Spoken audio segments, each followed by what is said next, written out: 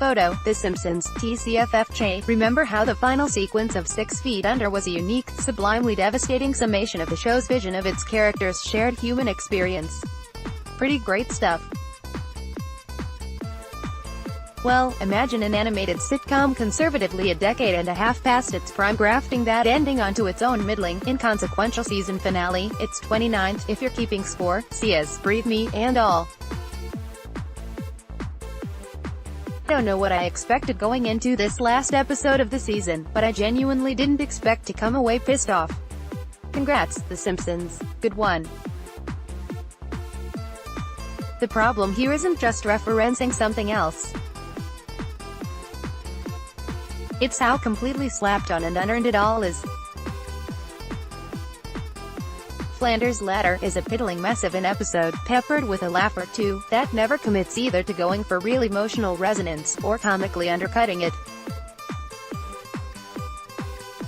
So it just bobs along, occasionally landing on a funny idea but built on a disastrous foundation of mischaracterization and glibness. So when the ending comes, only the least discriminating would feel its montage of character deaths as anything but a cheap gambit to close out a truly disappointing episode and season with unmerited weight. The plot sees Bart, struck by lightning thanks to an ill-advised attempted heist of Flanders' internet router and some worse-than-usual Homer parenting, having comatose visions of Springfield's dead. Since Lisa, uncharacteristically and irresponsibly spiteful after an Instagram prank from Bart, keeps whispering vengeful mischief into the unconscious Bart's ear, Bart finds himself stuck in one of those fantasy scenarios where he has to help unquiet spirits complete their earthly business. Photo: The Simpsons, TCFFC. Fair enough, if The Simpsons can spin an affecting story out of a hallucinatory, pepper-induced, Johnny Cash-voiced coyote, then getting shirty about a lightning and Sixth Sense plot is just inconsistent. The script, credited to J. Stewart Burns, is as shallow as it is unfunny. For one thing, Lisa is way off model here. I like when Bart and Lisa are allowed to be kids, and their Bart-started hostility smacks nicely of authentic sibling pettiness. But that Lisa would screw with Bart while he lies near death in a hospital bed? Come on, Burns. Beyond that sourness, the fact that Bart's main spectral tormentor turns out to be Maude Flanders makes no bloody sense.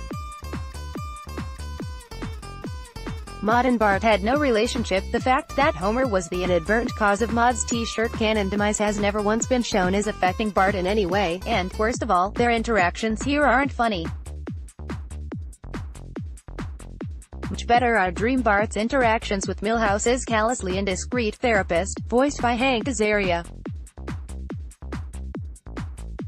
I can't tell you what a relief it is not to be talking to Milhouse, he confides to Bart, before revealing that he, too, is a ghost.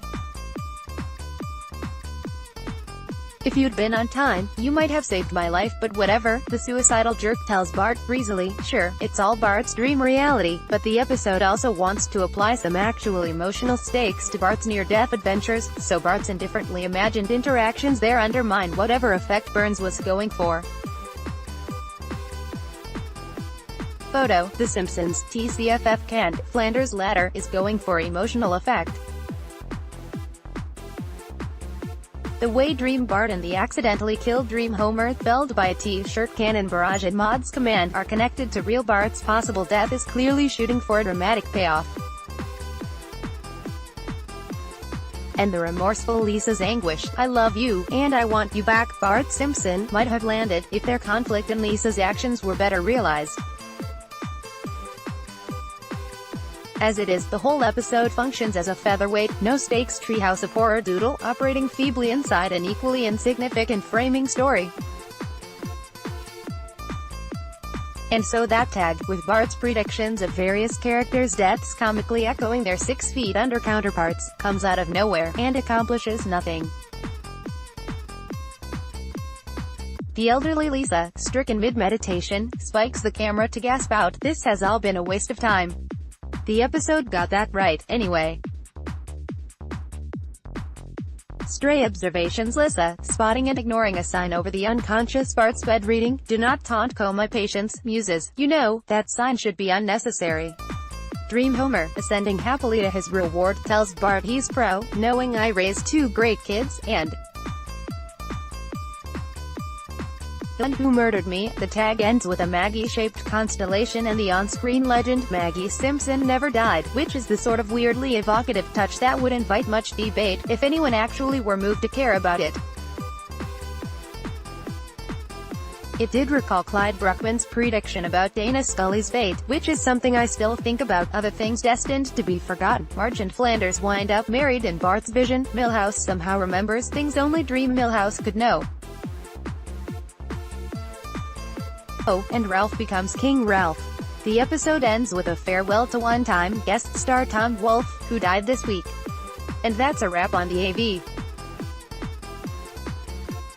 Club's reviews of Season 29 of The Simpsons. I'm Dennis. I thank you all for reading, and for mostly behaving yourselves. See you in the fall for Season 30, Episode Grade C. Season Grade C.